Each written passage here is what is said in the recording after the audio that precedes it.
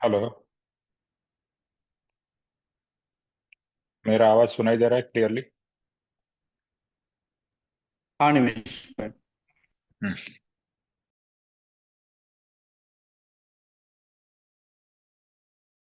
हम्म।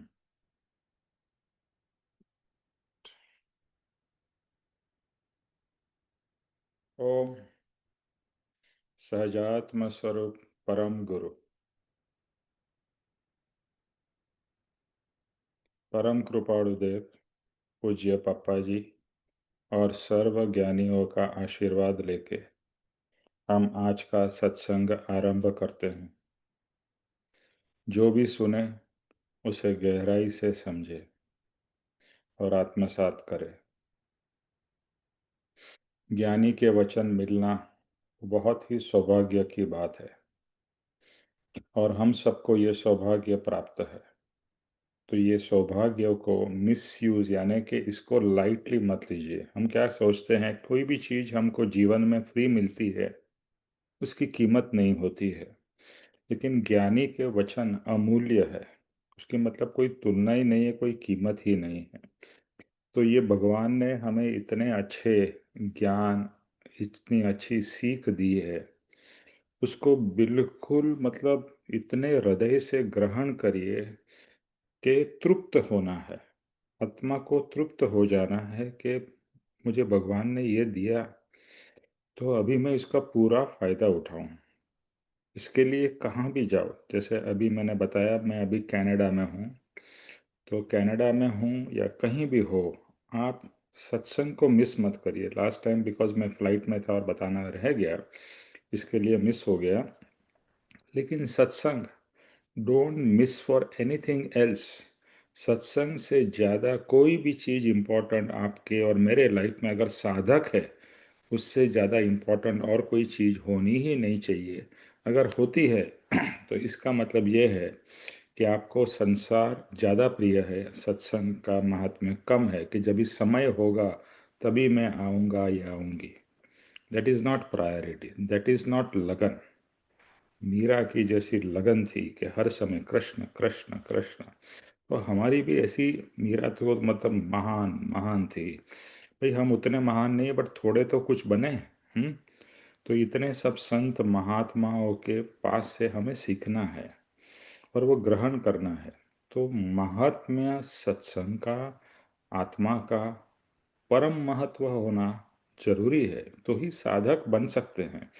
और अदरवाइज लगता है कि हम बहुत कुछ कर रहे हैं लेकिन प्राप्त क्यों नहीं हो रहा है, क्योंकि आपकी प्रायोरिटी नहीं है। जीवन में जो प्रायोरिटी है उसकी सिद्धि आज नहीं तो कल अवश्य होगी, समय लगेगा। लेकिन इम्पोर्टेंट यही है कि साधना करते रहिए, फल अपने आप मिलेगा। ये पेड़ उगाने उगाने वाली बात है।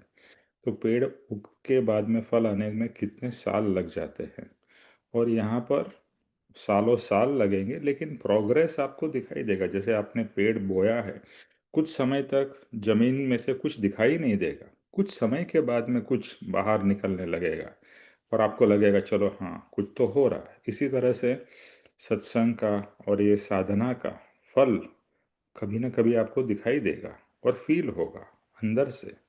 और वो फील होने लगेगा कि हाँ I am on the right path और मुझे यही करना है। जीवन का ध्येय, जीवन का लक्ष्य ये हो जाए। जैसे विनोद जी ने बताया, अभी उनके आँख में प्रॉब्लम है, उनके दांत में प्रॉब्लम है।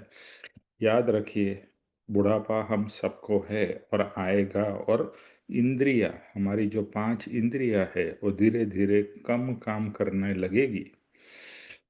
तो कृपाणु देव ने कहा है जब तक आपकी इंद्रिया सलामत है उस समय तक जितना हो सके ग्रहण कर लीजिए। उसके बाद भी भले इंद्रिया काम न भी करे, तो आपने जो ग्रहण किया है उसका तो आप चिंतवन मनन कर ही सकते हैं।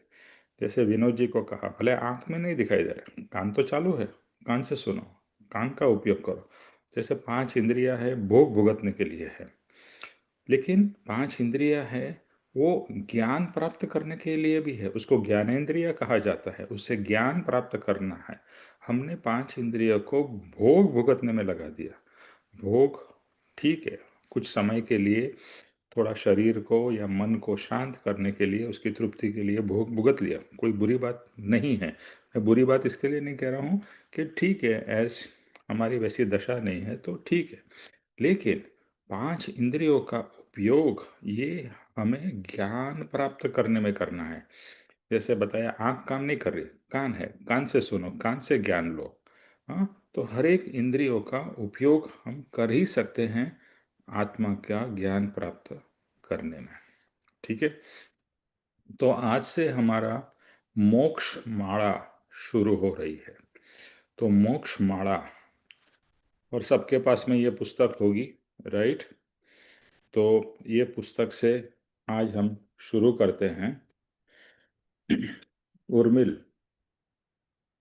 आप शुरू करिए, और बाकी लोग सब अपना माइक म्यूट पे रखिए। ओके, उर्मिल। हाँ यस भाई। ओके, अभी मोक्ष माला का फर्स्ट स्टार्ट। आपके पास में छोटी वाली बुक है, बड़ी वाली है? छोटी भी है निमेश भाई। हाँ, तो छोटी में से करो। मोक्ष माला जहाँ हम शुरू होती है, मोक्ष माला, और सब लोग भी मोक्ष माला पे आ जाओ। उसका थोड़ा बैकग्राउंड है, तो पहला बैकग्राउंड से हम लोग शुरू करते हैं। उर्मिल, निमेश भाई कहाँ से शुरू करूँ? पेज नंबर 61 से, छोटी बुक में पेज नंबर 61। ओके, 61 में तो ये है। वैसे आपका ये 59 पे तो बाल वो बोध शुरू है, 57 पे नहीं, मैं छोटी वाली बुक की बात कर रहा हूँ। मोक्ष माला ना। हाँ, मोक्ष माला में ये छोटी वाली बुक, शायद पेज आगे पीछे हुआ होगा। मोक्ष माला जो है ना, जहाँ से मोक्ष माला शुरू हो रही हाँ है। जिसमें भावना बोध भी था, भावना बोध भी था जिसके हाँ हाँ, अंदर हमने करा था। हाँ हाँ वही पेज है 60। भावना बहुत खत्म होते ही जो फर्स्ट पेज है मोक्ष माला का, वो वाला करिए। पेज नंबर यहाँ 60 आई थिंक, पेज नंबर 60 बड़ा बुक में। यहाँ से शुरू होता निर्ग्रंथ प्रवचन के अनुसार। हाँ हाँ, सिर्फ या 63 है, पेज नंबर 63। हाँ, ठीक है ठीक है, निर्गंथ प्रवचन है ना, वहां से शुरू करो बालक। वहीं से शुरू हुआ ना, ठीक है ठीक है, निमेश वहां से भाई। शुरू करो। ओके, मोक्ष माला उपोद्घात। निर्ग्रंथ प्रवचन के अनुसार अति संक्षेप में इस ग्रंथ की रचना करता हूँ। प्रत्येक शिक्षा विषय रूपी मनके से इसकी पूर्ण आहुति होगी। आडंबरी नाम ही गुरुत्व का कारण है, यूं समझते हुए भी परिणाम में अप्रभुत्व रहा होने से इस प्रकार किया है, सो उचित सिद्ध हो। उत्तम तत्व ज्ञान और परम सुशील का उपदेश करने वाले पुरुष कुछ कम नहीं हुए हैं, और फिर यह ग्रंथ उनसे कुछ उत्तम अथवा समान नहीं है, परंतु विनय रूप में उन उपदेशों के धुरंधर प्रवचनों के आगे यह कनिष्ठ है। यह भी प्रमाणभूत है कि प्रधान पुरुष के समीप अनुचर की आवश्यकता है। उसी तरह वैसे धुरंधर ग्रंथों के उपदेश बीज को बोने के लिए तथा अंतःकरण को कोमल करने के लिए ऐसे ग्रंथ का प्रयोजन है। आगे भी पढ़ना है? नहीं, बस इतना ही।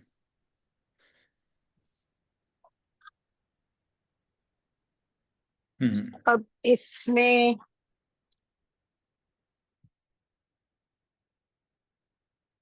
आपका कैमरा फिक्स रखिए, बिकॉज हाँ, ओके।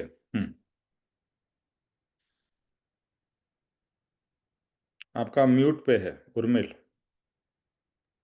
सॉरी, हम्म प्रत्येक शिक्षा विषय रूपी मन के से इसकी पूर्ण आहुति होगी। आडंबरी नाम ही गुरुत्व का कारण है, यूं समझते हुए भी परिणाम में अप्रभुत्व रहा होने से इस प्रकार के है, सो उचित सिद्ध हो। उत्तम तत्व ज्ञान और परम सुशील का उपदेश करने वाले पुरुष कुछ कम नहीं हुए हैं, और फिर यह ग्रंथ उनसे कुछ उत्तम अथवा समान नहीं है, परंतु विनय रूप में उन उपदेशों के धुरंधर प्रवचनों के आगे यह कनिष्ठ है। आ, ये है कि भाई ग्रंथ तो कई हुए हैं जिनमें हमें उपदेश मिला है, और कई मतलब उपदेश देने के लिए बहुत ज्ञानी और परम पुरुष भी हुए हैं, लेकिन ये जो हमारा ग्रंथ है ये उनसे कुछ उत्तम अथवा सामान्य परंतु विनय रूप में उन उपदेशों के धुरंधर प्रवचनों के आगे ये कनिष्ठ है। कनिष्ठ का मतलब तो बड़ा हो गया ना, कि उनसे ऊपर है नहीं, ये जो कनिष्ठ उपदेश। मतलब कम। छोटा, कनिष्ठ अच्छा मतलब कम। कम है। हम्म, ओके, आगे भी है, विनय रूप में उन उपदेशों के धुरंधर प्रवचनों के आगे ही कनिष्ठ है। यह भी प्रमाणभूत है कि प्रधान पुरुष के समीप अनुचर की आवश्यकता है। उसी तरह वैसे धुरंधर ग्रंथों के उपदेश बीज को बोने के लिए तथा अंतःकरण को कोमल करने के लिए ऐसे ग्रंथ का प्रयोजन है। मतलब इतने इतने जो धुरंधर लोग भी हुए हैं और ग्रंथ भी हुए हैं। निमेश भाई आप ही बता दो, मुझे नहीं ओके, इतना समझ ठीक में है, आ रहा, प्लीज। ठीक है, ओके। अच्छा, इसके पहले ये वाली बुक में, इस पेज में, यहाँ पर जिसके पास में ये वाली मोक्षमाणा की बुक है, पेज नंबर 62 मेरे बुक में है, उसमें लिखा है, उसके पहले एक पेज है मोक्षमाणा का, पेज नंबर 61। उसमें जो हेडिंग है नीचे में, जिसने आत्मा जाना उसने सब जाना। जिसने आत्मा जाना उसने सब जाना। ओके, ये बहुत ही पावरफुल वचन है।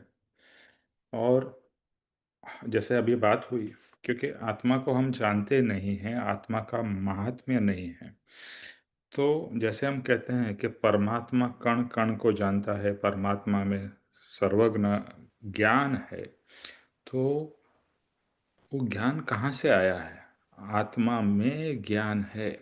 आत्मा में, आपके आत्मा में, मेरे आत्मा में, सब में परमात्मा जैसा ज्ञान है, लेकिन वो ज्ञान आवृत है, वो कर्मों से ढका हुआ है। तो जिसने आत्मा जाना उसने सब जान लिया। लाइक, हम लोग क्या करते हैं, इसका ज्ञान लेते हैं, उसका ज्ञान लेते हैं, जैसे साइंस में हो तो मैथ्स का ज्ञान लिया, फिजिक्स का लिया, केमिस्ट्री का लिया, अलग अलग ज्ञान लेते हैं। लेकिन जैसे आपका आत्मा निर्मल होगा, आपके अंदर में अलग अलग ज्ञान प्रकट होने लगेंगे, अंटिल जब भी आप परमात्मा स्वरूप बन जाओगे या परमात्मा के जैसे 100% निर्मल हो जाओगे, तो हमारे अंदर में संपूर्ण ज्ञान रहेगा, पास्ट प्रेजेंट फ्यूचर, जिसके हम केवल ज्ञान कहते हैं। जैसे हम कहते हैं ना, भगवान तो सब जानते हैं, आपको भी वैसा ज्ञान प्रकट होगा और हो सकता है, क्योंकि आपके अंदर भी आत्मा है, आत्मा में ज्ञान है। आपका आत्मा भी परम हो जाएगा तो आपको भी परम ज्ञान प्राप्त होगा। तो जिसने आत्मा जाना उसने सब जाना। अभी परम कृपाणु देव की बात करें तो परम कृपाणु देव के अंदर में अद्भुत ज्ञान था, राइट? तो उनका ज्ञान कहाँ से आया? आत्मा का ही ज्ञान है, और आत्मा का ही ज्ञान उनका प्रकट हुआ। जैसे जैसे निर्मल होते गए, सब ज्ञान उनमें प्रकट होने लगा।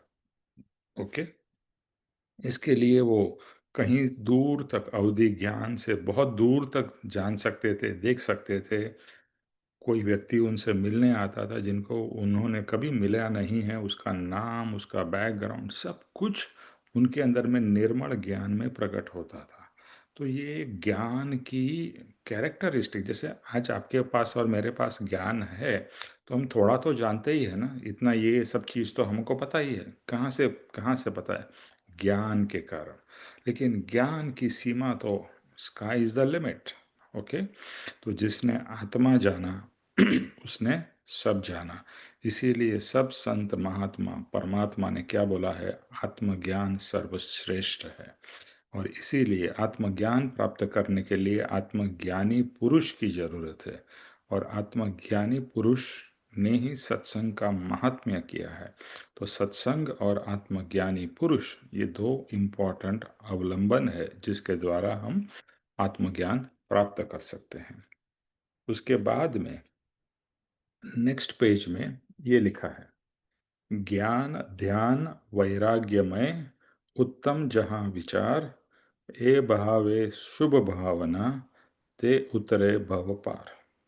इसका मीनिंग है, ज्ञान ध्यान और वैराग्यमय उत्तम विचारों के साथ जो इन शुभ भावनाओं का चिंतन करता है, वह संसार से पार हो जाता है। यानी बोलता है ना कि भगवान मेरा बेड़ा पार कीजिए। बेड़ा पार करना मतलब क्या? भगवान मुझे इस संसार समुद्र से पार कराइए, मुझे मोक्ष में ले जाइए। तो क्या कहते हैं? ज्ञान फर्स्ट। जैसे अभी बात हुई आत्मज्ञान।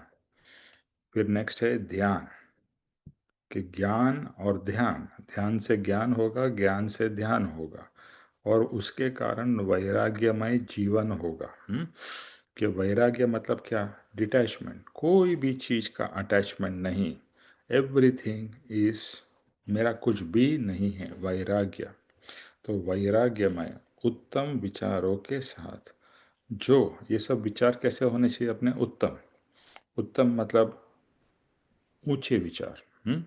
ऊंचे विचार का मतलब नॉट के बड़े बड़े ख्वाब देखना है। ऊंचे विचार का मतलब है क्या? कि इस जीवन का लक्ष्य क्या है वो समझना है। हमारा हमारे को इस भव में क्या प्राप्त करना है, क्या मेरी प्रायोरिटी, जैसे अभी बात हुई, मुझे क्या करना है। तो उत्तम विचार इस तरह के, मैं कौन हूँ, जैसे अभी ये बहुपुण्य केरा में आया, मैं कौन हूँ, कहाँ से आया हूँ, मेरा पर्पस क्या है, हाँ, मुझे कहाँ जाना है, ये सब उत्तम विचार। जो अगर ये सब करेंगे और इन शुभ भावनाओं का जो चिंतन करेगा, यानी निरंतर ये चिंतन मनन चलते रहना चाहिए। ये सब शुभ भावना, शुभ मतलब दूसरे का अच्छा करने वाली, वो अलग शुभ भावना है। ये शुभ भावना है आत्मकल्याण की। तो इसका जो चिंतन करेगा वह संसार से पार हो जाएगा, यानी उसे मोक्ष की प्राप्ति होगी। तो फिर से ज्ञान, ध्यान, वैराग्यमय जीवन और उत्तम विचार के साथ और शुभ भावना करने पर हमें मोक्ष की प्राप्ति, या संसार से हम, संसार से पार, संसार के दुखों से प्यार पार, संसार के चिंताओं से पार, संसार से पार। तो ये एक वचन है जो यहाँ पर लिखा गया है। अभी हम आते हैं मोक्ष माला की शुरुआत। तो मोक्ष माला की शुरुआत में उन्होंने लिखा है बालव बोध। बालव बोध का मतलब होता है जो बच्चे लोग को सिखाने के लिए, पढ़ाने के लिए कहा जाता है। अभी आप कहोगे मेरी तो इतनी उम्र में कहाँ बच्चा हूँ, लेकिन ज्ञान की तुलना में हम बच्चे हैं। कोई ज्ञान हमारे को इतना है ही नहीं। तो ये परम कृपाणु देव ने ये ग्रंथ हम जैसे बच्चे, यानी शुरुआत के लोगों के लिए ये मोक्षमाला रची है। अभी क्या कहते हैं? निर्ग्रंथ प्रवचन में के अनुसार अति संक्षेप में इस ग्रंथ की रचना करता हूँ। निर्ग्रंथ यानी कि जिन्होंने मोक्ष की प्राप्ति की है, जो सब तरह के ग्रंथियों से मुक्त हुए हैं, ऐसे निर्ग्रंथ। यानी कि राग और द्वेष से जो मुक्त हुए हैं। देखो, निर्ग्रंथ का मतलब कि ग्रंथियां जिनकी सब छूट गई है। एक सबसे बड़ी जो हमारी ग्रंथि है कि मैं आत्मा हूँ, ये पता नहीं होने से मैं शरीर हूँ, मैं शरीर हूँ, एक सबसे बड़ी ग्रंथि है। दूसरी ग्रंथि क्या है? ये सब मेरा है, मेरा है। तो अहम भाव और ममत्व भाव, ये दोनों भाव निरंतर हमारे चलते ही रहते हैं। तो ये और ऐसी सब ग्रंथियां से जो मुक्त हो चुके हैं, ऐसे ज्ञानी पुरुष, ऐसे परमात्मा, उन्होंने जो कहा है वही बात मैं संक्षेप में, यानी शॉर्ट में, जैसे बच्चे लोग को आपको कुछ सिखाना हो तो आप बड़ा कॉम्प्लिकेटेड सब्जेक्ट भी एकदम सिंप्लीफाई करके बताएंगे। तो परम कृपाणु देव ने भी हमारे को ये महान ज्ञान एकदम सिंपल, सिंप्लीफाई करके उन्होंने दिया है इस पुस्तक में।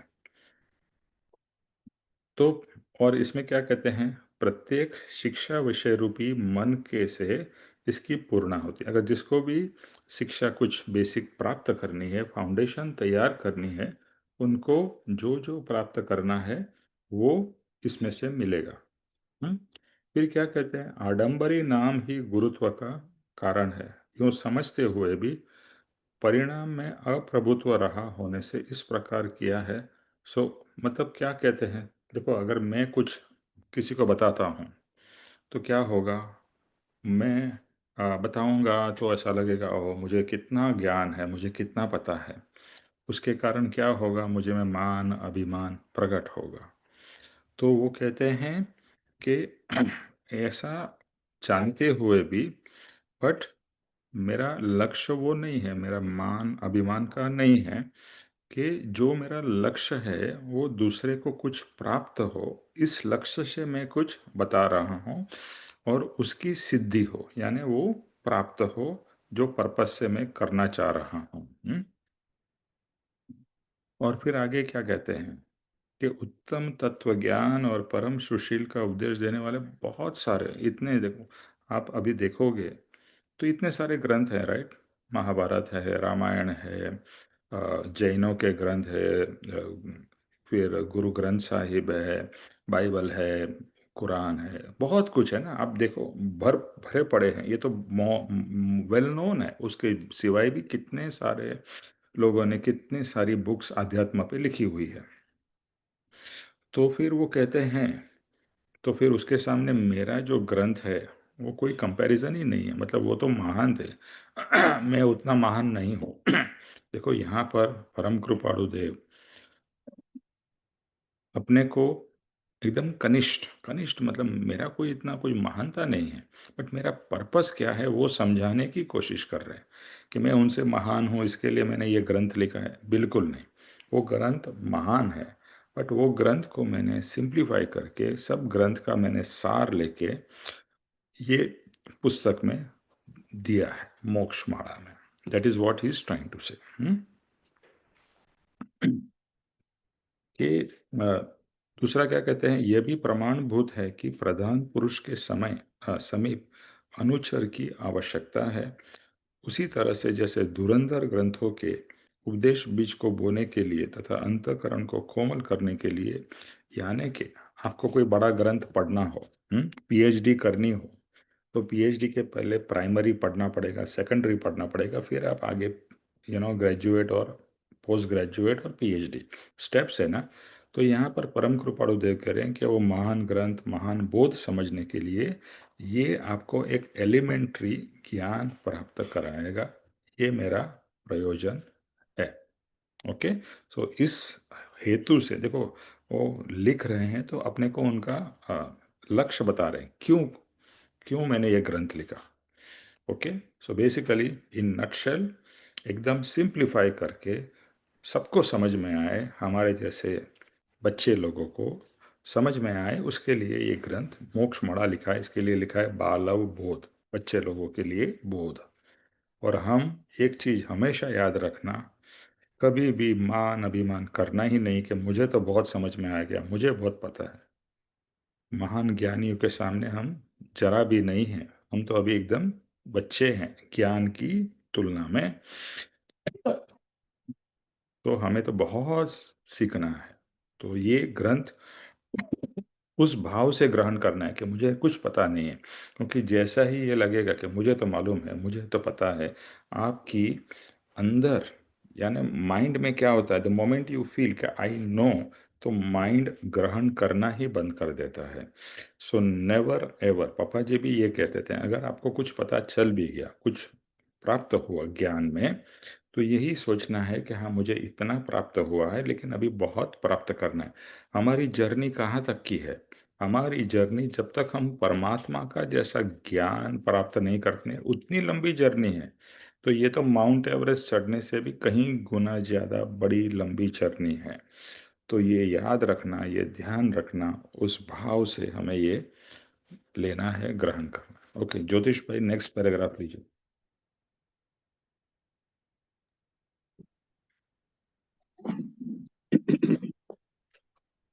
इस प्रथम दर्शन और दूसरे अन्य दर्शनों में तत्व ज्ञान और सुशील की प्राप्ति के लिए और परिणामतः अनंत सुख तरंग को प्राप्त करने के लिए जो जो साध्य साधन श्रमण भगवान ज्ञात पुत्र ने प्रकाशित किए हैं, उनका स्वल्पता से किंचित तत्व संचय करके उसमें महापुरुषों के छोटे छोटे चरित्र एकत्र करके इस भावना बोध और इस मोक्ष माला को विभूषित किया है। यह विदग्ध मुखमंडनम भवतु।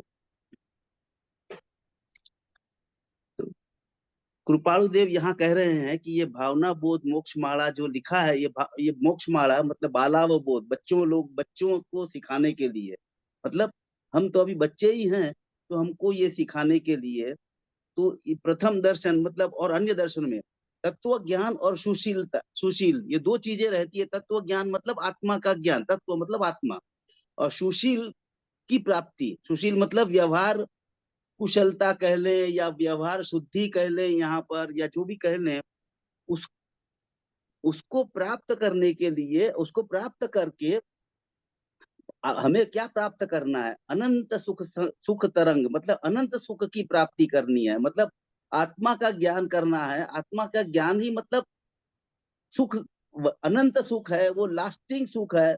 व्यवहार का जो संसार का सुख रहता है वो क्षणिक रहता है। जो हमने अभी एक भजन मैंने भी गाया था, उसमें भी यही था कि पश्चात दुखते सुख नहीं, मतलब जो सुख प्राप्त होने के बाद में दुख की प्राप्ति होती है, तो वो यहाँ पर ये सुख तरंग मतलब अनंत सुख, लास्टिंग सुख को प्राप्त करने के लिए जो जो साध्य साधन ये श्रमण भगवान मतलब महावीर स्वामी ने जो प्रकाशित किए हैं, उनका कुछ कुछ अंश छोटे में तत्व संचय करके, मतलब उनका तत्वों का जो ज्ञान दिया है उन्होंने, ये आगे हम लोग पढ़ेंगे।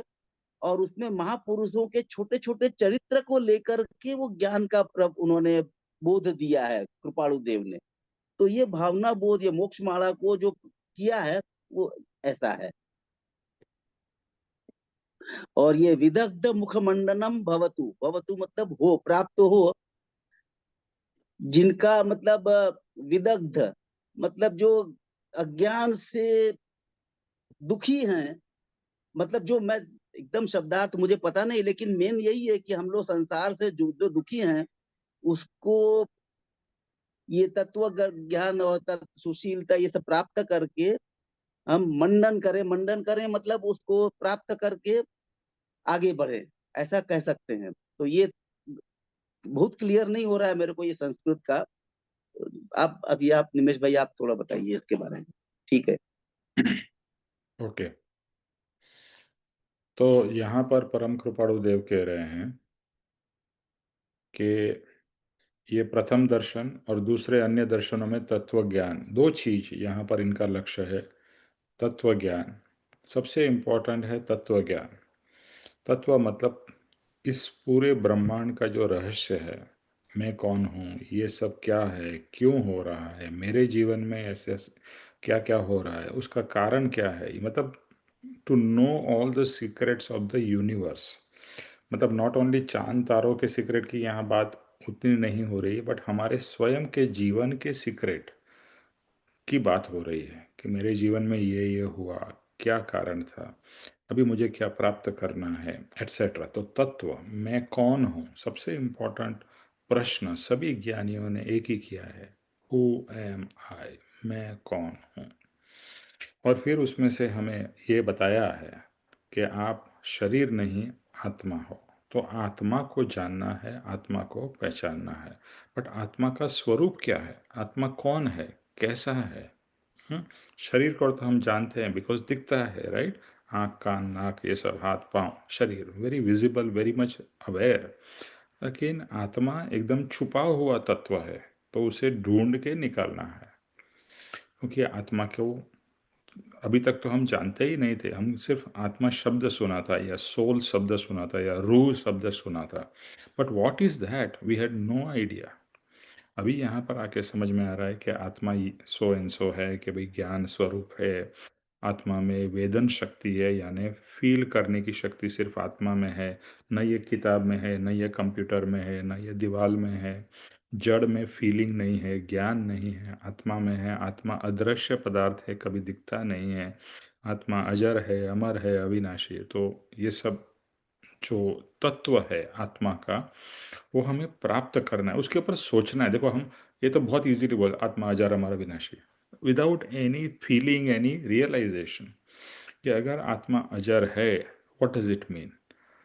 जैसे विनोद जी ने बताया, मेरे को कान में, सॉरी आँख में दिखाई नहीं दे रहा है, दांत में प्रॉब्लम है, कान में प्रॉब्लम है, एटसेट्रा, राइट? तो ये प्रॉब्लम शरीर को है। शरीर जर्जरित होता है, पुराना होता है।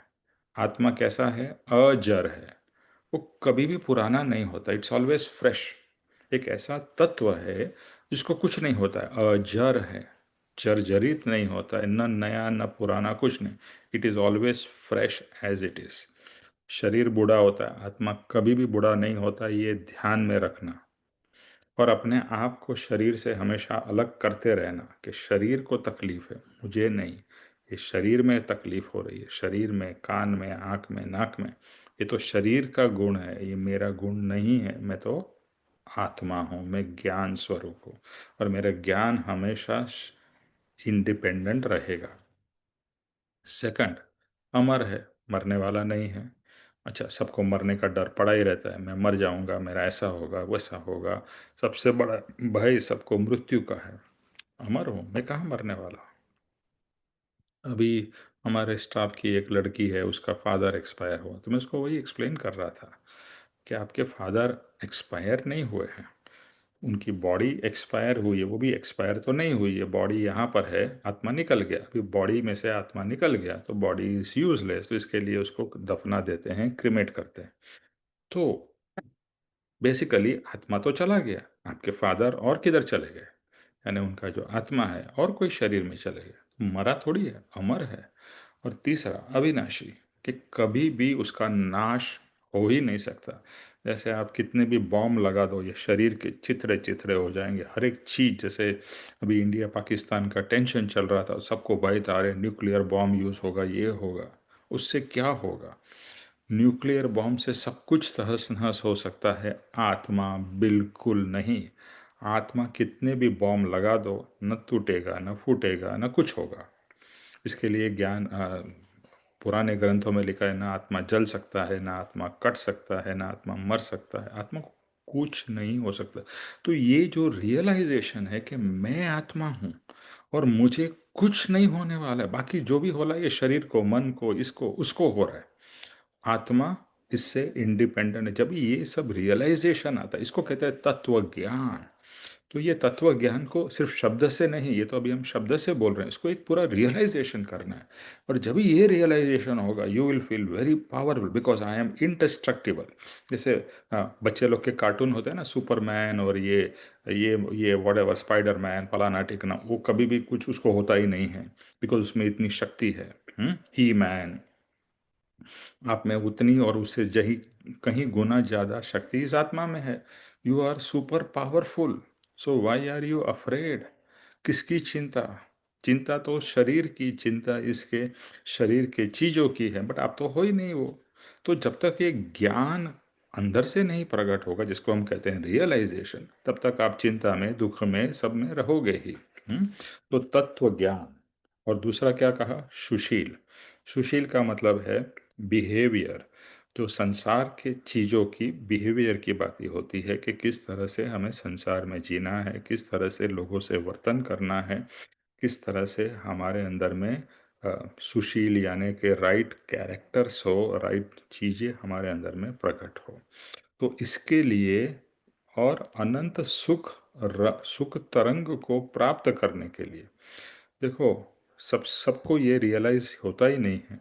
एक्चुअली सत्संग is the part two happiness. और परम कृपाणुदेव का एक वचन जो मुझे सबसे प्रिय है वो यही है, क्या, सुख अंदर में है, बाहर ढूंढने से नहीं मिलेगा। और हम सुख पूरी जिंदगी, not only this life, lifes and lifes and life, सुख बाहर ढूंढते रहें, बाहर ढूंढते रहें। थोड़ा सुख मिलता है, फिर दुख आता है, फिर सुख है, फिर दुख है, दुख है, दुख है, ऐसा सब। लेकिन जो परम सुख का साधन है वो आत्मा है। आपको वो आत्मा तक जब भी जाओगे नहीं तो सुख की कहाँ से प्राप्ति होगी। हम्म? तो वहाँ तो जाना है, and that is the most important path. आपको याद होगा तो हमने एक राकेश भाई ने बताया था कि एक सर्कल है, हमारा जो शरीर है वो सर्कल के, और इंद्रिया इस सर्कल के ऊपर है, और ये जो संसार है वो सर्कल से बाहर है। और हम लोग हमेशा वो इंद्रियों के माध्यम से और बाकी शरीर के माध्यम से उस संसार की तरफ दौड़ रहे हैं, यानी कि ये जो सर्कल है, सर्कल में से हम बाहर की तरफ, हमारी हमेशा दौड़ लगी हुई है, बाहर बाहर, क्योंकि हमें ऐसा लगता है कि बाहर में सुख है, बाहर में सुख है, और इसके लिए पांच इंद्रियों और ये सब बाहर ढूंढ रही है, भाग रही है। पूरी जिंदगी निकल गई लेकिन कभी एवर लास्टिंग सुख मिला ही नहीं। तो ज्ञानी ने क्या बताया, ये सर्कल के सेंटर में आत्मा है और यहाँ पर सुख है, यहाँ पर शांति है, यहाँ पर प्रेम है, यहाँ पर आनंद है। तो बाहर ढूंढना भूत बंद करो, अंदर में जाओ, गो इनसाइड। तो अंदर कैसे जाए? तो बहुत से बार ऐसा लोग बोलते हैं अंदर जाओ अंदर, अरे कैसे जाए? कोई रास्ता है क्या अंदर जाने का? तो रास्ता तो नहीं है, लेकिन सत्संग के द्वारा, इस चिंतन के द्वारा, क्या लिखा इसमें, ज्ञान ध्यान वैराग्य, और जहाँ उत्तम विचार और शुभ भावना, ये सब जो है अंदर जाने के साधन है। सत्संग अंदर जाने का साधन है, वांछन अंदर जाने का साधन है, चिंतवन मनन अंदर जाने। कौन सा चिंतवन मनन? संसार का नहीं, आत्मा का। So this are all the part that will take you to your atma, to your centre, to your peace centre, happiness centre, everything. तो आत्मा के अनंत अनंत सुख, अनंत सुख मतलब ये एक देखो, एक एक शब्द परम कृपालुदेव जो यूज करते हैं, हम सोचते हैं सुख, यहाँ क्या लिखा है? अनंत सुख। अनंत मतलब नेवर एंडिंग सुख। वही तो चाहिए ना, कभी भी हमारे जीवन में दुख ही ना हो। और दुख का मतलब बाहर से नहीं है, अंदर से है। सुख और दुख अंदर की ही चीज है। तो अनंत सुख मिलेगा, तो और क्या चाहिए हमको? तो इसको प्राप्त करने के लिए जो श्रमण भगवान ज्ञात पुरुष ने, यानी कि भगवान ने, महावीर भगवान ने और दूसरे सब परमात्माओं ने दिया है, उसका ये जो है संचय, यानी कि इसको एकदम निचोड़ करके छोटे छोटे चरित्र। देखो हमने भावना बोध में देखा था, कितनी अच्छी अच्छी सिंपल स्टोरीज थी जिसके द्वारा तत्व को समझाया। जैसे बच्चे लोग को समझाते हैं ना, तो कैसे समझाते हैं? स्टोरीज से ना, कि बच्चे को जैसे अमर चित्र कथा और वगैरह जो स्टोरीज होती है उसके द्वारा ज्ञान दिया जाता है। इसी तरह से कृपाणु देव हमारे लिए इस छोटी छोटी स्टोरीज और एनिक्डोट्स और उसके द्वारा ज्ञान हमें दे रहे हैं। तो भावना बोध में था और अभी मोक्षमाला में है। अभी ये जो वर्ड है ज्योतिष भाई, मुझे भी उतना समझ में नहीं आता है। विद विदग्ध मुखमंडन, यानी जैसा भवतु मतलब हमारा भी आत्मज्ञान प्राप्त हो। मैं तो इसी तरह से ले रहा हूँ, मुझे एग्जैक्टली इसका वर्ड का मीनिंग नहीं मालूम है, बट मुझे भी और आपको भी सबको आत्मज्ञान की प्राप्ति हो, इस लक्ष्य से परम कृपाणु देव ने ये मोक्षमाला और भावना बोध लिखी है। ओके मानिक, नेक्स्ट नेक्स्ट पढ़िए।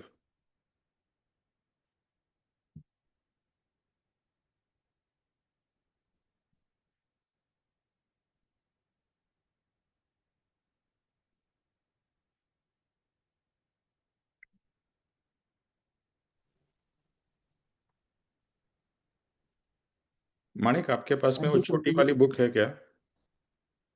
बड़ी वाली है, अच्छा, छोटी वाली नहीं है क्या? छोटी वाली नहीं है। हाँ, अच्छा, लेकिन है इसमें। नहीं इसमें है, बट उसके पहले है ना कुछ रेफरेंसेस है। इसमें क्या लिखा है? नेक्स्ट नेक्स्ट क्या है बड़ी वाली बुक में? ये शिक्षण पद्धति और मुख मुद्रा। नहीं, उसके पहले कुछ है जो छोटी वाली बुक में है। छोटी वाली बुक, हर्ष जी आपके पास है ना छोटी वाली बुक? जी है। हाँ जरा पढ़िए।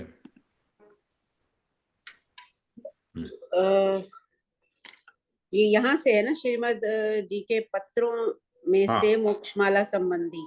यस। श्रीमद जी के अच्छा, पत्रों सुनो, पत्रों में। आपका वीडियो चालू करो।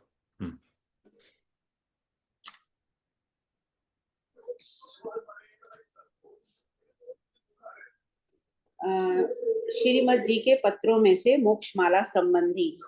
मोक्षमाला हमने 16 वर्ष और 5 मास की उम्र में 3 दिन में लिखी थी।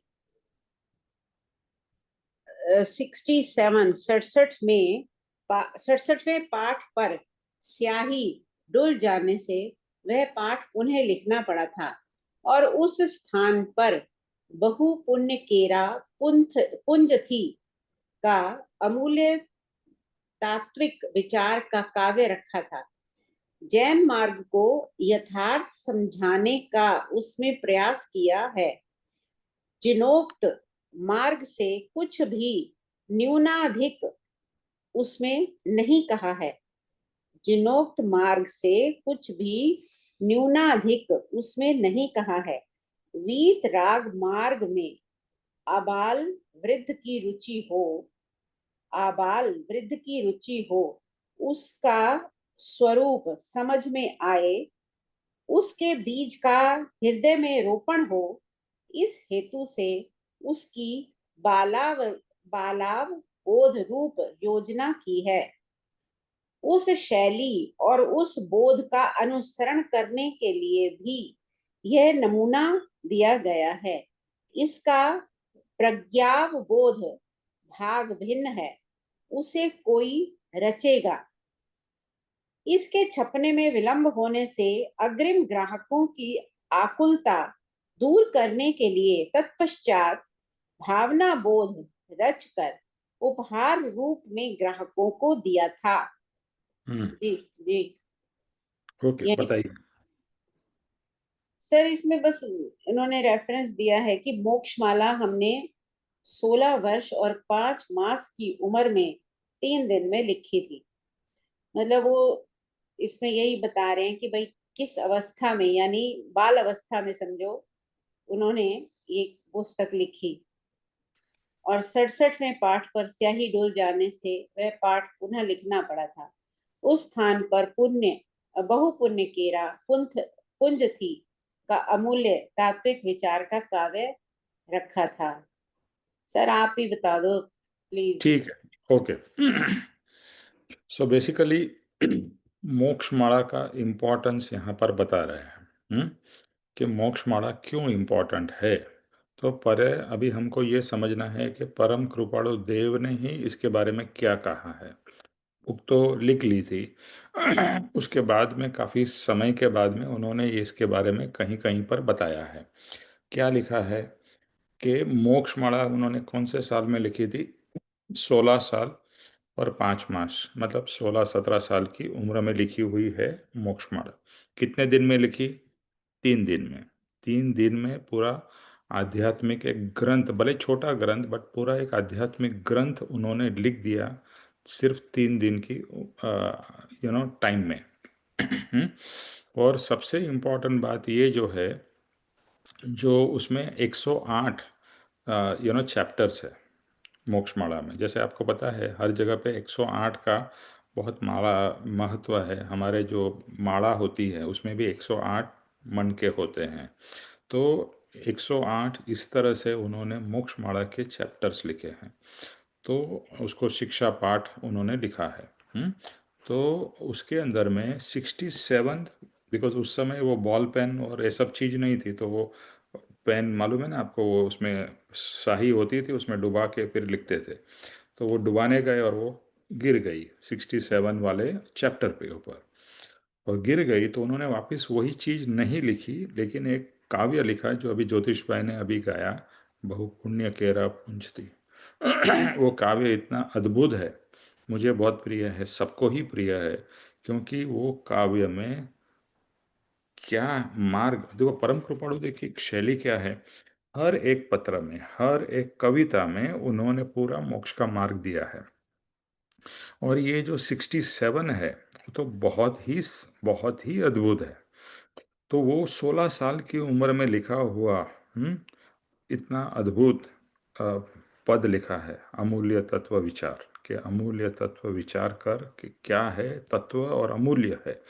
तो बहुपुण्य केरा पुण्यति, उसके बारे में अभी मैं नहीं पढ़ूंगा, लेकिन ये अमूल्य तत्व विचार रोज आप ये पद गाइए।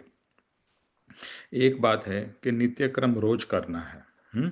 तो नित्य क्रम जैसे हम लोग ये सत्संग के पहले नित्य क्रम करते हैं, वही नित्य क्रम रोज हम सबको करना है। मैं कर तो रोज करता हूँ। मैं आपको सबको भी यही कहूँगा कि एटलीस्ट वंस हो सके तो सुबह ही नित्य क्रम करिए, स्नान वान करके, और 20 से 1 मिनट लगेंगे, बट पूरा नित्य क्रम स्टार्टिंग से आज्ञा भक्ति से लेके समापना तक वो करना है। उसके साथ में आप बहुपुण्य केरा भी गा सकते हैं, या फिर रात को बहुपुण्य केरा पुंज से और समापना गा के आप सो सकते हैं। So you will feel very peaceful and काम। तो ये हमको ये बहुपुण्य केरा मिला। वो कभी कभी क्या होता है ना, बाय एक्सीडेंट होने से कुछ बड़ा चीज प्राप्त हो जाती है। तो ये शाही गिर गई, इसके लिए हमारा कल्याण हो गया। फिर क्या कहते हैं कि ये जो जैन मार्ग है, तो उस समय वो जैन मार्ग से काफ़ी इन्फ्लुएंस थे, तो उन्होंने ये जैन मार्ग को की पूरी जो तत्व ज्ञान है, देखो कोई भी मार्ग हो, जैन मार्ग हो, सिख मार्ग हो, हिंदू मार्ग हो, कोई भी है, अल्टीमेटली एक ही चीज़ की बात करता है, आत्मज्ञान, आत्मज्ञान, आत्मा की सेंटर में क्या है? आत्मा, सोल। तो किसी भी तरह से वो प्राप्त करना है, तो उस समय के इन्फ्लुएंस के हिसाब से उन्होंने इसके ऊपर पूरा लिखा था। और दूसरा, आप सबको पता ही है कि उनके गुरु थे भगवान महावीर, तो उनसे जो ज्ञान उनको प्राप्त हुआ था और जो आत्म साक्षात्कार यानी कि जाति स्मरण ज्ञान हुआ था, उससे जो भी उनको याद था उन्होंने ये सब इसमें अ, डाला है। तो इसमें क्या है कि जिसके कारण क्या कहते हैं कि वितराग मार्ग यानी the path of detachment. Okay, तो वितराग मार्ग, वितराग यानी कि जहाँ पर राग नहीं है, ना अटैचमेंट नहीं है, वित राग। और आलव आबाल वृद्ध की यानी बच्चे हो या बड़े हो, सबकी, और अपने वृद्धि हो यानी कि रुचि हो, उसके लिए ये पूरा लिखा गया है। तो इसकी शैली और नमूना यानी कि एकदम सिंप्लीफाइड वे में मैंने ये बताया है। और इसके छपने में विलंब हुआ, इसके लिए हम सबको पता है इन्होंने क्या किया। भावना बोध लिखी, और भावना बोध उन्होंने as a gift along with Mokshmala सबको दी। तो हमको तो दो दो चीज़ मिल गई। बोलता है ना आजकल, जैसा आता है सेल में 1 on 1 फ्री, तो मोक्षमाला के साथ में भावना बोध फ्री में मिल गई। तो हमारे लिए तो सब मतलब परम कृपाणु देव की इतनी कृपा है, इतनी कृपा है कि हमको तृप्त करके उन्होंने दिया है, इतना खजाना दिया है उन्होंने कि आप उसका आपको रियलाइजेशन होगा, फील होगा कि क्या मुझे प्राप्त उन्होंने दे के गए हैं, और अभी तो सिर्फ मुझे उसका अनुसरण करना है और कुछ नहीं करना है। इतना उन्होंने सब मेरे लिए बना के गए हैं। ठीक है। ज्योतिष भाई, आपके पास में ये छोटी वाली बुक है?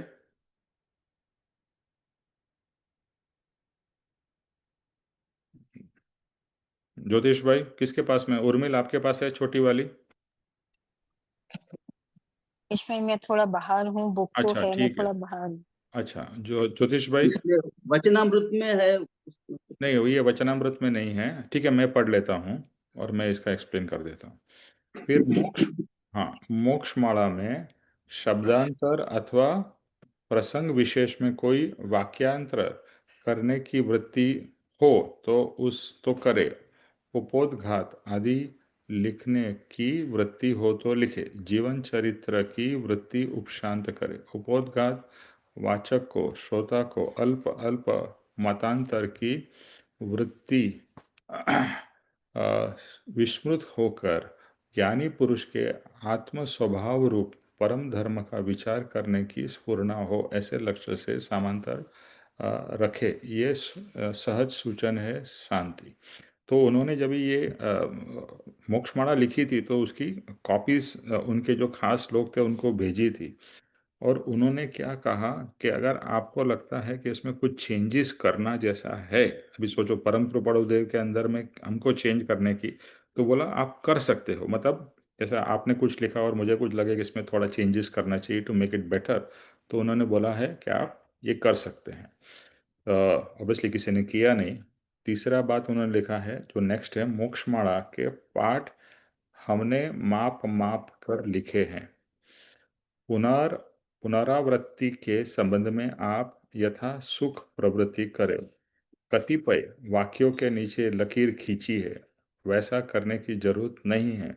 श्रोता वाचक को यथासंभव अपने अभिप्राय से प्रेरित न करने का लक्ष्य रखे। श्रोता वाचक के स्वतः अभिप्राय उत्पन्न होने दे। सार असार के तोलन का कार्य स्वयं वाचक श्रोता पर छोड़ दे। हम उन्हें प्रेरित कर उनमें स्वयं उत्पन्न हो सकने वाली की अभिप्राय को न रोक दे। बहुत ही इंपॉर्टेंट बात यहाँ पर परम कृपाणु देव ने की है कि उन्होंने किसी को भेजा होगा तो उन्होंने क्या किया, अंडरलाइन कर दी जो उनको। देखो जैसे क्या होता है, मोक्षमाला मैं पढ़ूंगा, आप पढ़ोगे, हर कोई पढ़ेगा। कुछ चीज़ मुझे ज़्यादा अच्छी लगेगी, कुछ चीज़ आपको लगेगी। और अगर मैं अंडरलाइन कर दूँ बुक में और आप वही बुक पढ़ो, तो आप जब ये अंडरलाइन होगा तो आपको लगेगा ये तो इम्पोर्टेंट है। तो क्या होगा कि मैं आपके ऊपर में मेरा अभिप्राय थोप रहा हूँ। तो परम कृपाणु देव देखो कितना उनकी मतलब दूरदृष्टि है। वो कह रहे हैं ऐसा मत करो, एज इट इज मोक्षमाला जिसको भी है आप दे दो, उसमें कोई हाईलाइट मत करो, कुछ मत करो। आपको अपने बुक में करना है करो, लेकिन दूसरे को हाईलाइट करके देने की ज़रूरत नहीं है। किसी को इन्फ्लुएंस करने की कोशिश मत करो कि ये इम्पोर्टेंट है, ये ऐसा है, ये वैसा है। तो बेसिकली वो क्या कहना चाह रहे हैं, मोक्ष माड़ा अब हर किसी को अपने हिसाब से पढ़ने दो, अपने हिसाब से उसका तर्क वितर्क समझने दो। हाँ, उसको समझ में नहीं आता उसको समझाओ, बट किसी को इन्फ्लुएंस अपने विचारों से करने की कोशिश मत करो। Okay, very nice thought and very good, which we always forget. हम लोग अपने विचार दूसरे पे थोपने की कोशिश करते हैं, नहीं यही इंपॉर्टेंट है, यही करना चाहिए। अब देखो संसार में भी हम ऐसा करते हैं, परमार्थ में भी ऐसा करते हैं। तो ये हम सबको यानी including me we have to realise कि अपने विचार दूसरे पे थोपने की कोशिश मत करो। Let them on their own develop. जैसे हम बच्चे लोग को कैसा बोलते हैं कि आजकल की जो शिक्षा पद्धति है कि बच्चे को अपने आप डेवलप होने दो, लेकिन माता पिता क्या करते हैं, अपने विचार और अपने चीज़ों के बोलता है, नहीं यही करना चाहिए, ऐसा ही करना चाहिए, ऐसा कर करके उसकी जो डेवलपमेंट है उसकी पूरा रोक देते हैं।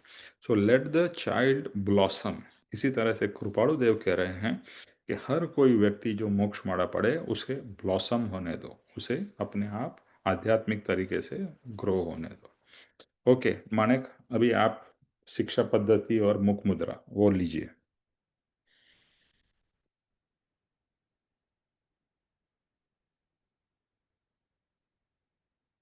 निमेश में मैं जस्ट नीचे थोड़ा आया हूँ। हाँ, अच्छा, कोई और है? I just came. I'll मैं take लेती हूँ 10 निमेश। 10-15 हाँ minutes. लीजिए, आप लीजिए।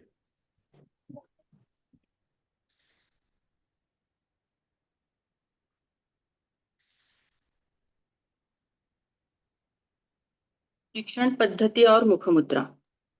यह एक वादवाद तत्वावबोध वृक्ष का बीज है।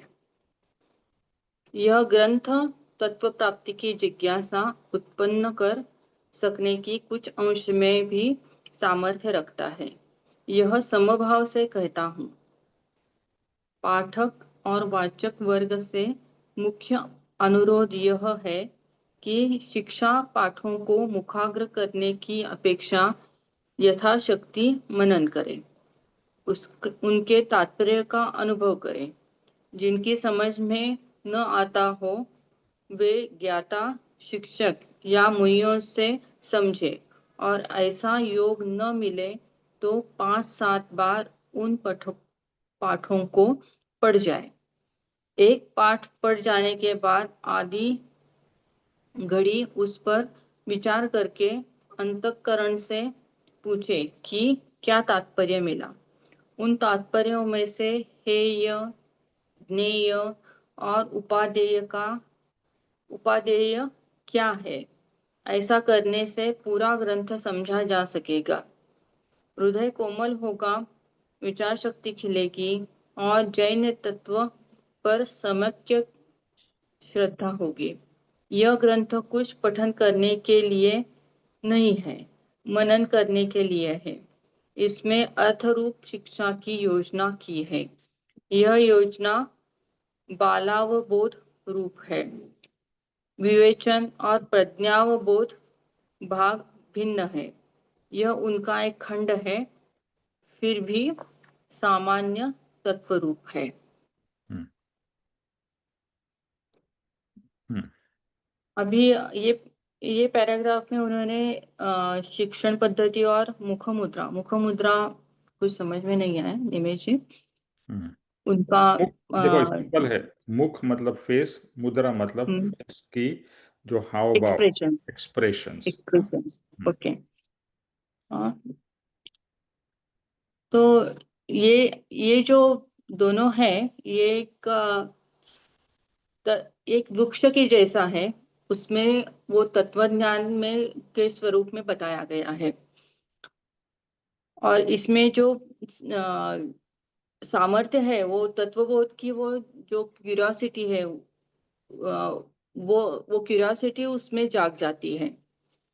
और उन्होंने बताया है कि उनके उनमें जो जो शिक्षा पाठ दिए हैं उनका वो रिसाइट करें और अच्छे से जिनका हो सके जितना आपके शक्ति में जो है उनके स्वरूप उनका मनन करें और उसका जो तात्पर्य दिया है वो जो सारांश में जो कुछ दिया है उसका खुद अनुभव करें। जिनके समझ में जो आता है वो खुद समझ ले और या फिर जो कोई उनके शिक्षक है या फिर मुनि है उनसे उनसे ज्ञान ले या 5-7 बार उन पठकों का आप पठन करें और एक पाठ पठन हो जाए तो उनसे अपने मन से पूछे कि भाई उसका तात्पर्य क्या है, सारांश में क्या बताया गया है और उसका मेन एम क्या है, लक्ष्य क्या है। ऐसा करने से वो जो ग्रंथ में बताया गया है वो सबका आपको ज्ञान हो जाएगा। वो तो फिर उससे क्या हो जाएगा कि आपका जो हृदय है, आपका मन है, वो कोमल हो जाएगा। आपके विचार शक्ति है वो उसकी पावर एक्सपांड हो जाएगी और जैन तत्व पर वो जो उन्होंने ज्ञान दिया है उस पर आपकी श्रद्धा होगी। ये खाली पढ़ने के लिए नहीं है, उसके मन से उनमें जो कुछ विचार दिए गए हैं उनको जानने के लिए, आप समझने के लिए, जानने के लिए पूरी तरह से विचार करके उसका सारांश क्या है वो करने के लिए ये जो ग्रंथ में बताया गया है ऐसा पठन करें। इसमें जो अ,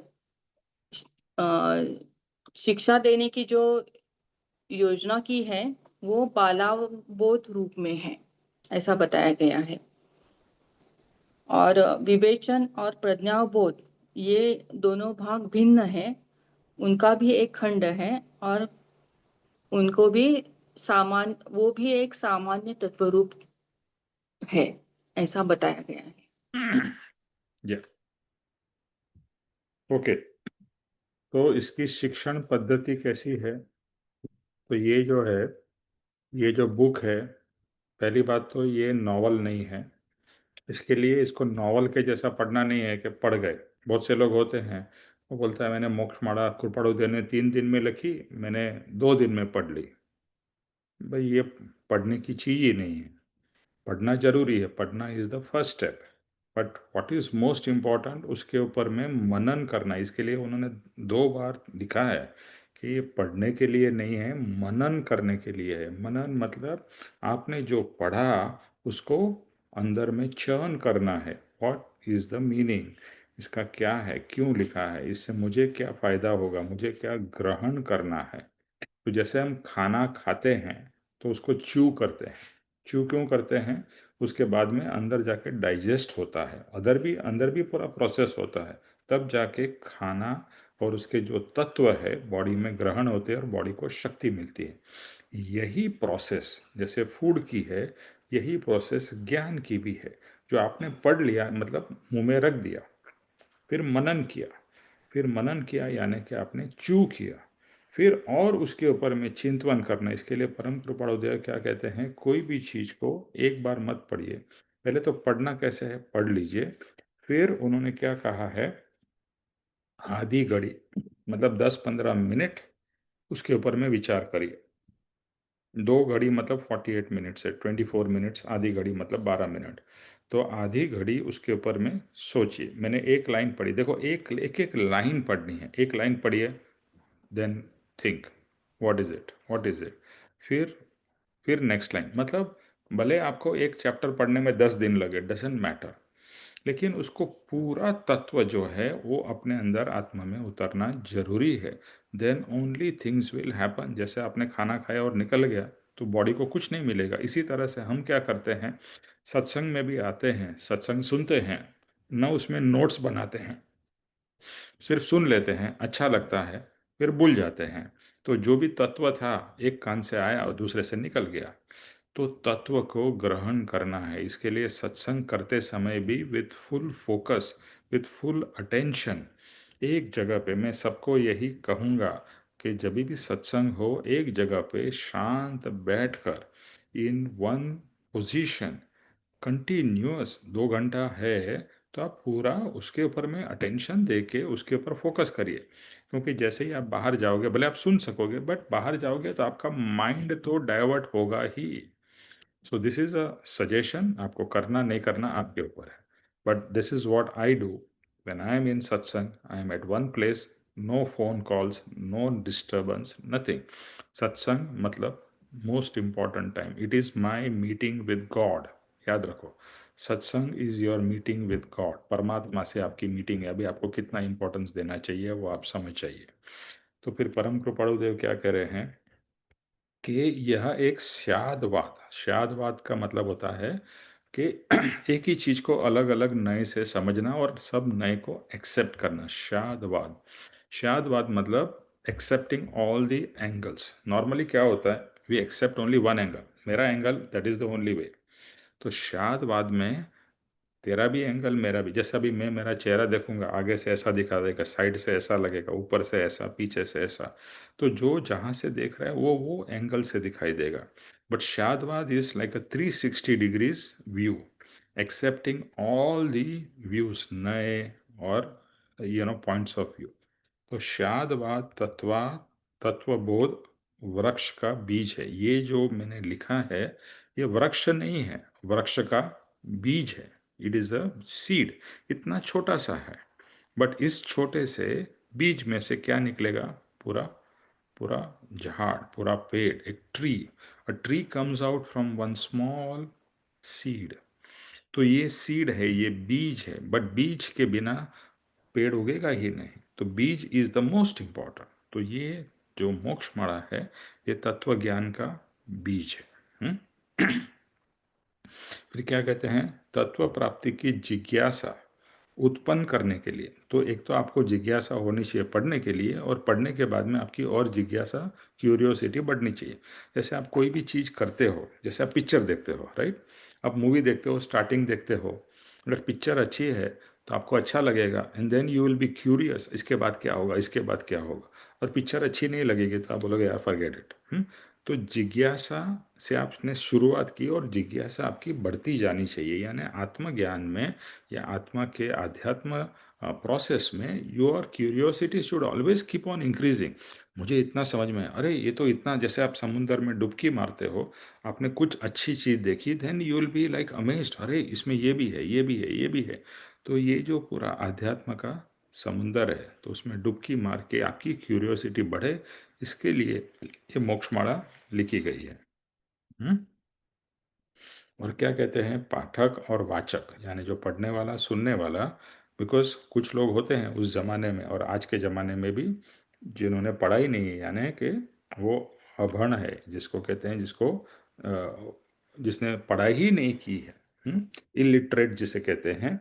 तो वो तो पढ़ नहीं सकता है, तो जो दूसरा पढ़ेगा वो सुनेगा। तो वाचक को और पाठक को, जो सुनेगा और जो पढ़ेगा उसको, ये क्या कहना चाहते हैं कि अपेक्षा यथाशक्ति मनन करे। मनन बहुत इंपॉर्टेंट है, चिंतवन मनन, चिंतवन मनन। और कृपाणु देव ने क्या कहा है, कर विचार तो पा।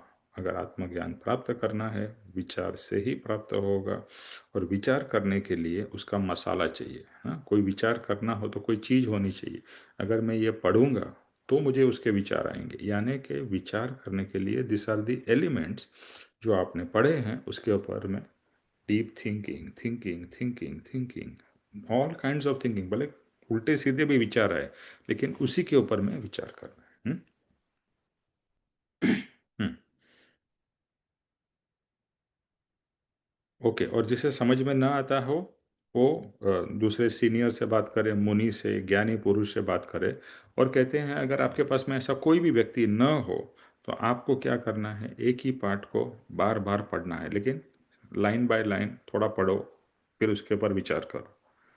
जैसे बताया, 2 मिनट का पढ़ा तो 12 मिनट 15 मिनट तक उसके ऊपर विचार करो, चिंतवन मनन। और ये हम हमेशा चूक जाते हैं, इंक्लूडिंग माई सेल्फ। हम पढ़ लेते हैं, ओके हो गया। नो, पापा जी ये कहते थे कि थोड़ा पढ़ो लेकिन बहुत ज़्यादा उसके ऊपर विचार करो, चिंतन करो। सो लिटिल रीडिंग, मोर थिंकिंग। थिंकिंग थिंकिंग और फिर उससे डाइजेशन। इसके लिए हम शुरुआत में क्या बोलते हैं? आत्मसात करना है। एक एक वचन आत्मसात होना चाहिए। हम इतना स्लोली क्यों पढ़ रहे हैं? फटाफट पढ़ सकते हैं ना, but that is not what we want.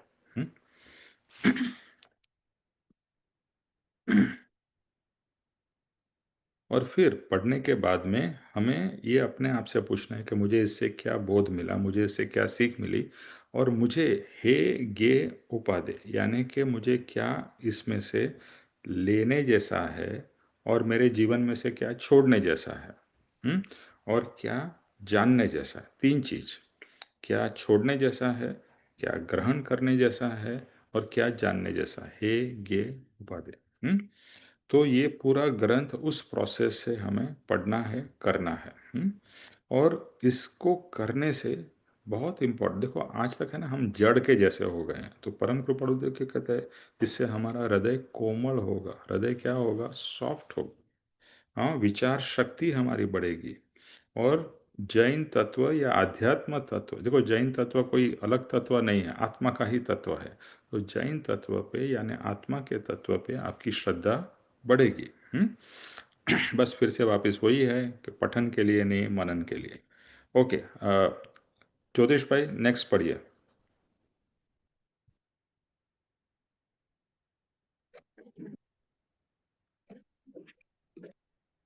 जिन्हें स्वभाषा संबंधी अच्छा ज्ञान है और नव तत्व तथा सामान्य प्रकरण ग्रंथों को समझ सकते हैं, उन्हें यह ग्रंथ विशेष बोधभाजक होगा।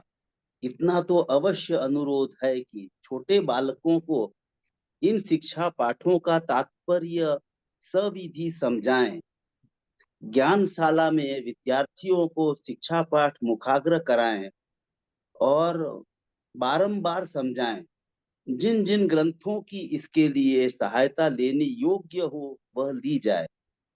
एक दो बार पुस्तक को पूरा सीख लेने के बाद उसका अभ्यास उल्टे से कराएं। मैं मानता हूं कि सुज्ञ वर्ग इस पुस्तक की ओर कटाक्ष दृष्टि से नहीं देखेगा। बहुत गहराई से मनन करने पर यह मोक्ष माला मोक्ष का कारण रूप हो जाएगी। इसमें मध्यस्थता से तत्व ज्ञान और शील का बोध देने का उद्देश्य है। पूरा पढ़ लीजिए तो ज्योतिष यह भाई, पूरा पढ़ हाँ, लीजिए। और भी जो दो पैराग्राफ है वो पढ़ लीजिए, छोटे हैं। अच्छा ठीक है। इस पुस्तक को प्रसिद्ध करने का मुख्य हेतु यह भी है कि जो उगते हुए बाल युवक अविवेकी विद्या प्राप्त करके आत्म सिद्धि से भ्रष्ट होते हैं, उनकी भ्रष्टता रोकी जाए। मनमाना उत्तेजन नहीं होने से लाखों लोगों की भावना कैसी होगी इसका विचार किए बिना बिना ही यह साहस किया है। मैं मानता हूं कि यह फलदायक होगा। शाला में पाठकों को भेंट रूप देने में उत्साहित होने के लिए और जैन शाला में अवश्य इसका उपयोग करने के लिए मेरा अनुरोध है। सभी पारमार्थिक हेतु सिद्ध होगा। तभी हम्म। पारमार्थिक हेतु सिद्ध होगा। हम्म। तो एक्चुअली ये इन्होंने गुजराती में लिखी है। तो स्वभाषा मतलब जिनको गुजराती का अच्छा ज्ञान है, अभी इनका इसका हिंदी ट्रांसलेशन भी अवेलेबल है, तो हिंदी में भी है, तो जिनका हिंदी भी अच्छा है तो उनको ये सामान्य ये ग्रंथों को समझने के लिए आसानी होती है। उन्हें यह ग्रंथ विशेष बोधदायक होगा। मतलब जिनका ज्ञान है वो पढ़ेंगे तो शुरू में जैसे किन्होंने पढ़ा था तो कुछ ध्यान में नहीं आया, तो उनकी थोड़ी भाषा ऐसी थोड़ी सी है जो कह ले। तो जिनको भाषा का अच्छा ज्ञान हो उनको ये जल्दी से समझ में आता है। इसलिए और उस वजह से ऐसा है कि आप समझ करके इनको बच्चों को भी ये थोड़ा विधि पूर्वक समझाएं। विधि पूर्वक मतलब कुछ समय की मर्यादा करके, समय निश्चित करके, चलते फिरते नहीं, लेकिन ऐसा थोड़ा सा विधि करके बच्चों को भी समझाएं तो अच्छा होगा।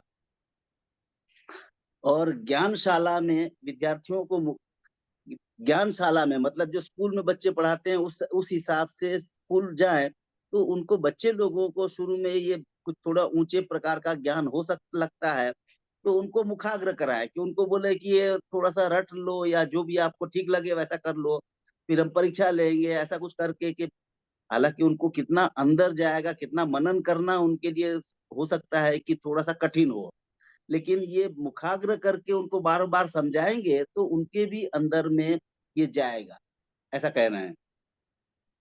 तो इसके लिए ये समझाने के लिए ये जो कुछ उदाहरण भी आगे दिए हैं, तो ये क्या तत्व का बोध देते हैं, तो अभी हमारे लिए भी जो बच्चों को समझाने के लिए या हमें खुद को भी समझने के लिए, इसके लिए जो जो जिन जिन और ग्रंथों की सहायता लेनी हो वह सहायता ले सकते हैं।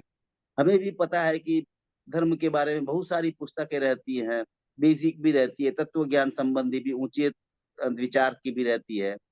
तो ये उस और भी ग्रंथ इसके साथ साथ में पढ़े जा सकते हैं, इन चीजों को जो आगे बताएंगे उनको समझने के लिए। अभी इनका ये कहना है कि ये शिक्षा पाठ हम पूरा कर लेंगे, कुछ दिन लगेंगे, तो कृपाणु देव यहाँ कहते हैं कि अभी वो सीख लेने के बाद में उल्टा चलो, मतलब लास्ट वाला पार्ट फिर से पढ़ो, उसके बाद पहले वाला, उसके पहले वाला। तो ये मतलब जो समझ हमारी होती है वो पक्का करने के लिए ये उनका सजेशन है। और ये कह रहे हैं कि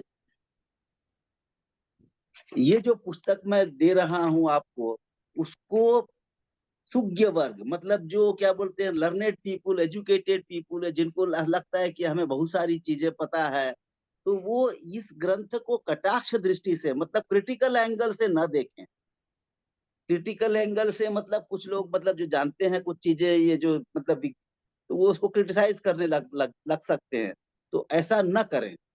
और बहुत मनन गहराई से मनन करके इसका ये मोक्ष माला जो है कारण मोक्ष का कारण बन सकती है, ये बेसिक ही इतना समझ जाए तो काफी कुछ अपने को प्राप्त हो सकता है।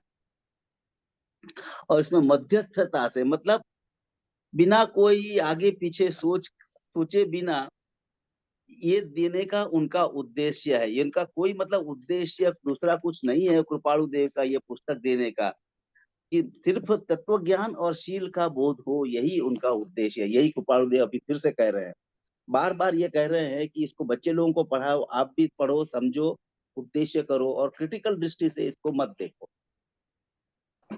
और फिर से कह रहे हैं कि इस पुस्तक का मुख्य उद्देश्य यह भी है कि बालक अभी हमारे भी ध्यान में आता है इस उम्र में कि बच्चे लोग हमारे इधर उधर चले जाते हैं, अविवेकी हो जाते हैं और कुछ अविवेकी विद्या विद्या प्राप्त कर लेते हैं, तो उनको भी ये हम लोग बचपन से ही ये आत्म सिद्धि सिखाएंगे, तो ये आत्म सिद्धि से उनकी भ्रष्टता रोकी जा सकती है। हम लोग कई बार कहते हैं कि बच्चे लोग बिगड़ गए, हमारे भी बच्चे बिगड़ गए, ऐसा भी बहुत सारे लोग बोलते हैं। तो वो न हो इसके लिए उनको अभी से ही ये सिखाएं समझाएं तो अच्छा हो सकता है। और मनमाना उत्तेजन नहीं होने से लोगों की भावना कैसी होगी विचार किए बिना ही यह अभी ये यहाँ ये और एक चीज कह रहे हैं कि लोग क्या सोचेंगे और क्या नहीं सोचेंगे, ये मैंने कुछ उसके ऊपर विचार ही नहीं किया है। और ये एक छोटा सा प्रयास किया है, साहस किया है ये पुस्तक लिखने का।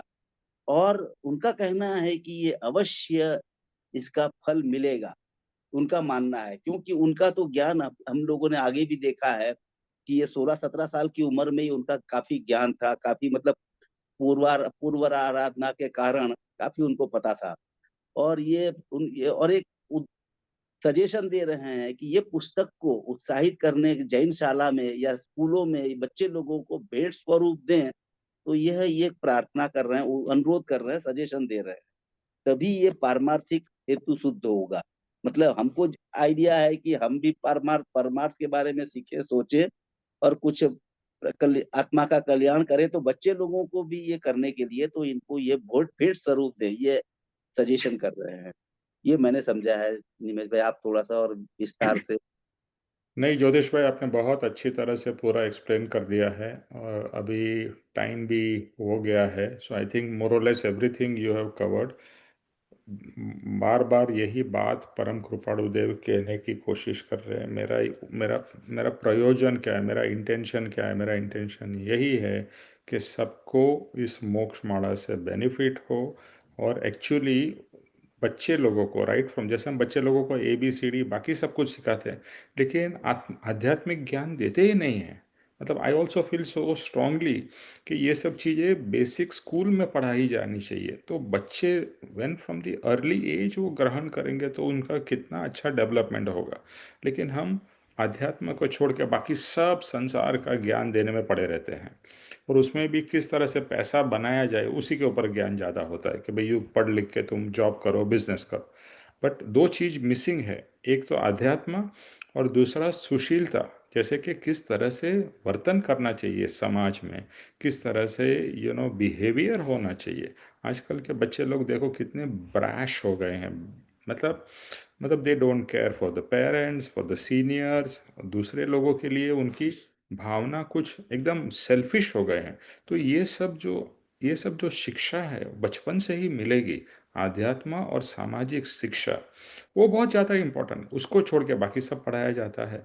तो परम कृपाणु देव कहते हैं कि अगर मोक्ष माला बच्चे लोगों को दी जाए और सबको दी जाए, देखो हम जैसे बताया हमारे लिए भी, बच्चे के लिए भी, हर एक के लिए बहुत ही यूज़फुल चीज़ है।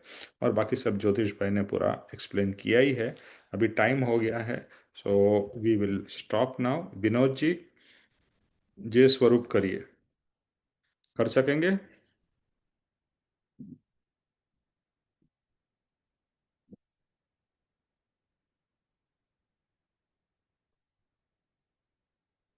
विनोद जी,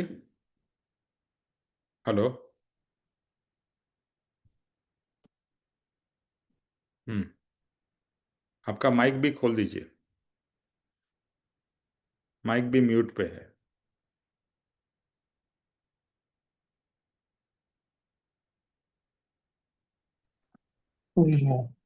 हम्म।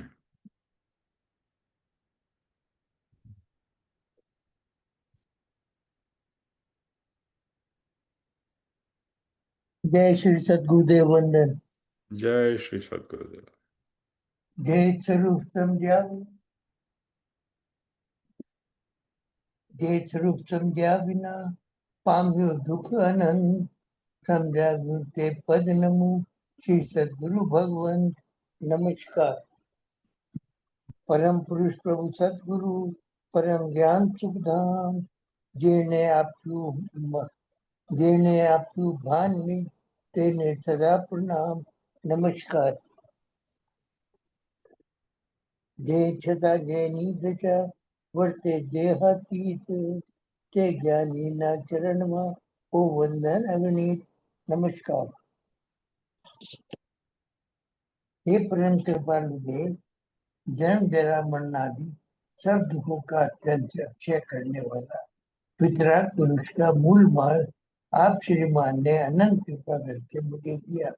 उस अनंत उपकार का प्रत्युपकार करने में मैं सर्वथा असमर्थ हूँ।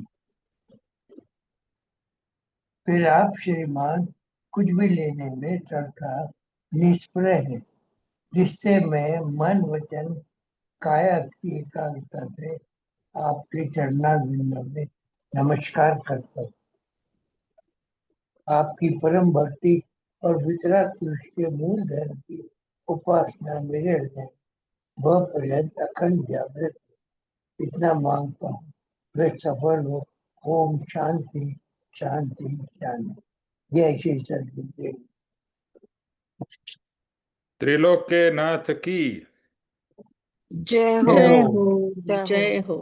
परम जय कृपाणु हो। देव की, जय हो। जय जय हो। हो। जय हो। जय जय हो। हो। जय हो। सदगुरु जय हो। देव की। जय हो। जय जय हो। हो। जय जय हो। हो। जय जय हो। हो। जय हो। आज के आत्मा के आनंद की। विजय विजय हो। हो। जय विजय हो। हो। जय हो। जय सर्व हो। मुमुक्षुओं के परमार्थ पुरुषार्थ भक्ति की। विजय विजय हो हो। विजय विजय हो। हो, विजय हो, जय हो। विजय हो। सबका कल्याण हो, सबका आत्म कल्याण हो और मोक्ष मार्ग हमारे सब के लिए बहुत ही उपयोगी निकले। और इसका हम जिस तरह से परम कृपाणु देव ने कहा है ऐसा पठन मनन करें और आत्म कल्याण करें। यही भावना से जब को सबको जय सद्गुरुदेव वंदन। सदगुरुदेव जय वंदे। जय श्री वंदन। सद्गुरुदेव वंदन निमेश भाई। थैंक यू जय निमेश जय भाई, सद्गुरुदेव थैंक वंदन। यू। जय श्री सद्गुरुदेव वंदन।